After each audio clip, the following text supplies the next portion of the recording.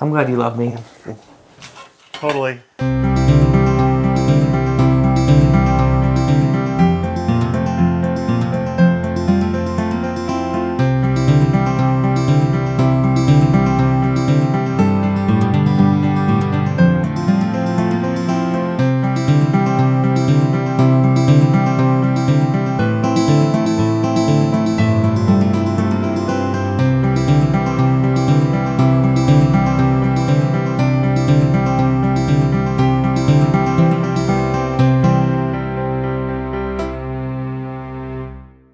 Welcome to another Jake Bakes.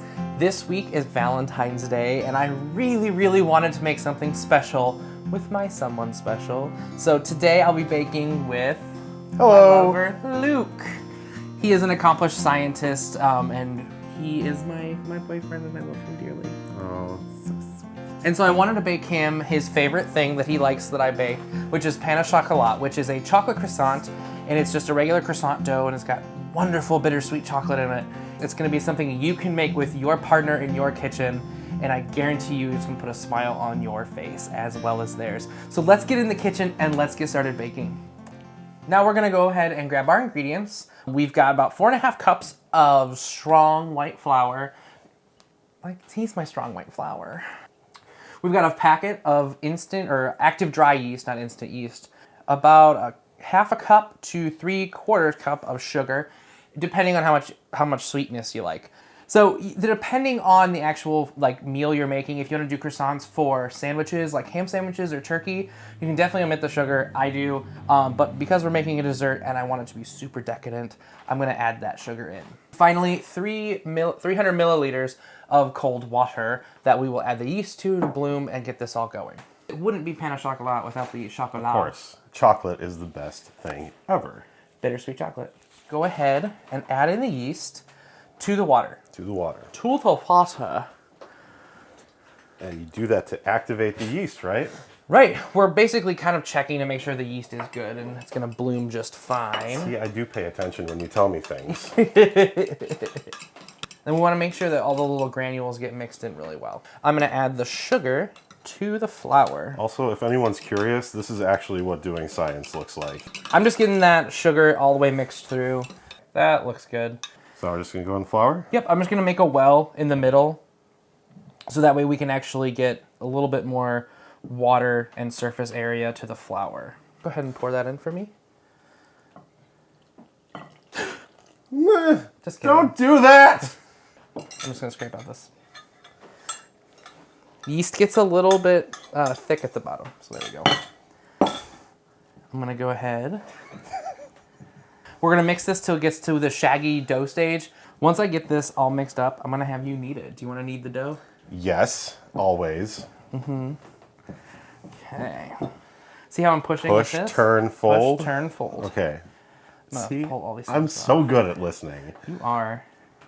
So, I'm gonna have you go ahead. Thank you. I'm gonna have you go ahead and knead for me. Okay. So, Push. Oh God, I feel like Demi Moore right now. Patrick Swayze.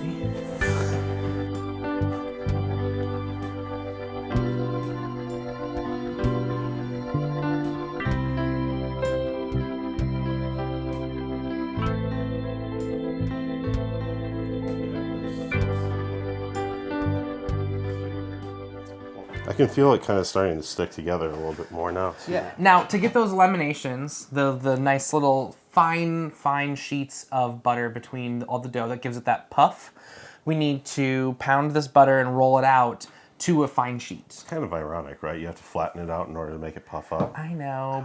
I'm gonna cut this, and then when I cut this and get this on the sheet, I'm gonna have you roll it out, okay? Okay. Okay. Any questions so far? Are you enjoying your time here? I'm loving it. I'm loving that I get to eat them when we're done too. Okay. Alrighty. Now, you can take your aggression out on instead of on me on the butter. All right. So first, wait. Sorry. First, we want to. So see how the it's not completely like a homogeneous lump yet.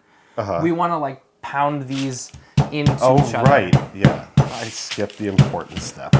You skipped the fun step. Right. Alrighty. Did I lose my rolling privileges after that initial screw up? Is that what this is? No. Right. I'm gonna have you continue. I want. If now that we have the training wheels on. No. If we can get it about that big. Okay. Just a little bit wider, we'll be good to go. Let me see where we're at right now. It's close, right? Yeah, we're actually pretty close. That's why I wanted to. Yeah. Okay. Okay, we got our butter now into its nice plaque, so we need to let this chill and harden up before we get going anymore, or else it's gonna melt and not work well. Right. So let's get this in the fridge. Woo! That is some cold dough. It's nice. It's pleasant. It's pleasant, yes. Now that the dough has chilled long enough in the fridge where it's actually cold, it's not gonna melt our butter. We need to roll this out so we can put our butter in it and then fold it and get all those delicious, delicious layers. I don't know why I'm Sean Connery at this point. That sounded more like Brenda Dixon to me, actually. Ooh, good. I like her. Do you want to go ahead and roll this out for me? Yes. Perfect. Now, if I remember correctly from watching your puff pastry sausage roll episode, this is basically the same thing that we're doing here. So, like, half again as big as the butter pat. So the butter pat is 2/3 the size of our whole product. Right. So an extra third would be an extra 50%. Science. You're much better at math than your last guess. Yes. Let's see. We got 6, 12, and 5, 17. Is that how it I'm really bad at math. Me too. Sorry. Okay. Okay. This is looking good. I'm going to stretch it out just really fast. So I just pull this up and let it hang by itself. And this helps to sort of stretch it out while not breaking it. Now we're going to get this butter on the dough so we can actually get it going with the lamination. Okay. So we can get these ready to eat because I want to eat them. Yeah, me too. Okay, cool. I've waited long enough. Yeah. I've done my waiting. So what you're doing here, because again, I'm a super attentive, loving, and supportive boyfriend, is a technique you've used before on this show, right? In your last episode, in fact. Yeah, actually. It's what we did with the puff pastry. We're just folding the top exposed dough down over it, that top third, and then we're folding the bottom third up to make a little package of butter and dough. So what makes that a puff pastry and this a croissant? So a croissant dough has sugar in it, which puff pastry does not, as well as yeast. Right. So these are going to rise and to puff. We're going to let this one chill for about another half hour to an hour until it's chilled and the butter's firmed up. And then we'll pull it back out and do 2 more folds. And then we'll be ready to shape. Alrighty. Now, you see that the dough is pretty firm. It's not a block. It is a block of dough. Well, it's a block of butter. It's a block of love. Butter is love. I'm going to let that one slide. We're going to go ahead and roll this out pretty thinly, because now we're going to get the shape that we want for our actual pain au chocolat. I'm going to get this going because it's pretty firm. So about 1/4 of an inch. You want it pretty thin because the thinner you get, the less it's going to have a chance to like unravel, because when you're making these, we're going to shape these into little rectangles and then roll them up with chocolate in them. What I love too is when we cut these and shape these, you'll be able to see all of the different laminations inside. Yeah. Check it out. This is a very large sheet of dough. Yes, it is. I'm going to cut these in little rectangles. What do you need me to do? We're going to need little, like, just shards of chocolate. These don't have to be regular at all, do they? Just like... No, I mean, you don't want them too small of shards, but you want them, so like, kind of like in quarters almost, about that size. Does that make sense? They don't have to be perfect quarters. A centimeter square, for those of you who are fluent in metric. We're going to change the title of the show next season to Jake Doesn't Have. Here's our shards. 4-inch ones. With all of these now cut up and things like that, we want to make these little end ones that are a little bit rounded. We want to make these more square. Sure.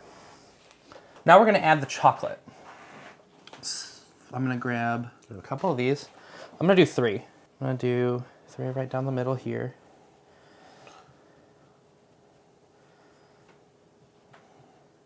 You want to roll these, but you don't want to roll them tightly. Are you enjoying your first time on Jake Bakes? I'm concentrating really hard right now. These look amazing. Thank you for helping me. You're we just need welcome. one more step, which is to prove these. But before we prove them, we need to make sure there's a lot of moisture on the surface of the dough itself, which gives it space to actually rise, because stiff dough will not rise. Right. Give these an egg wash. But we're gonna prove these for about an hour and a half. Once they're nice and puffy and puffed up, I'm gonna go ahead and I'm gonna glaze them again because I'm being naughty. And the fat in the egg from the egg yolk helps to retain more moisture than just water alone. So all of these are done. We're gonna let these proof for about an hour to an hour and a half until they're light and puffy and spring back to touch. And then we're gonna get these into the oven, about 400 degrees for about 18 minutes. And these are gonna be so delicious when they come out, oozy with chocolate. We'll give a nice big finish for the end. What can we do in like an hour and a half just waiting around? Oh, gosh, there's so many things, really.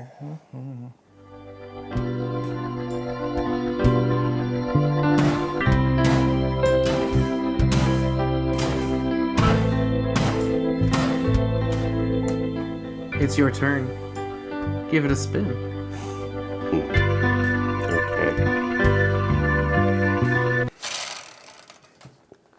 Yes.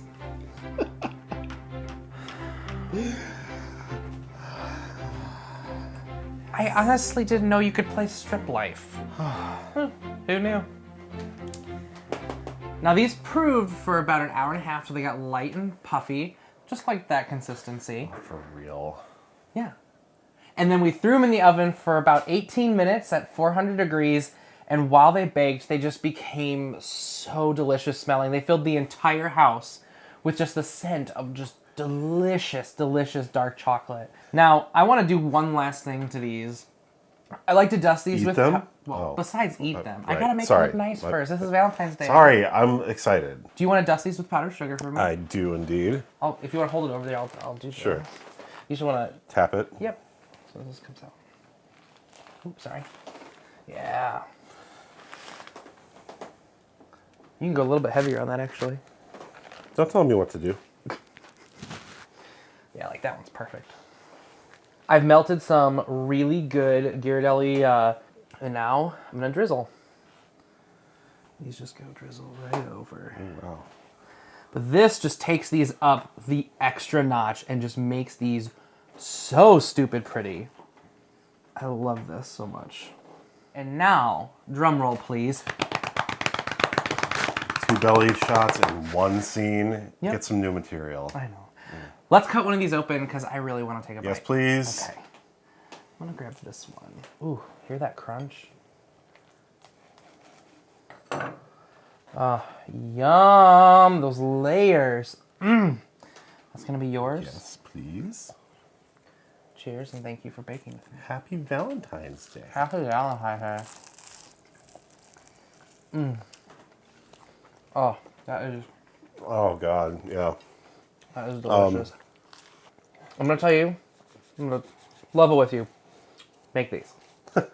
These are gonna be the perfect thing to make with your loved one this Valentine's Day. I promise you it'll be fun. We had fun. You had fun, right? I had fun, yeah. Good. So this is not the kind of thing that I would do on my own, but like it's fun when you do it with somebody else. someone you love.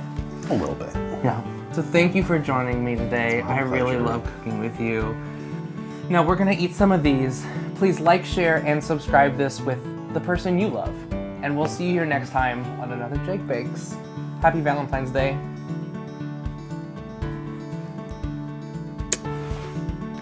I'm gonna eat this now. Is that okay? Uh-huh.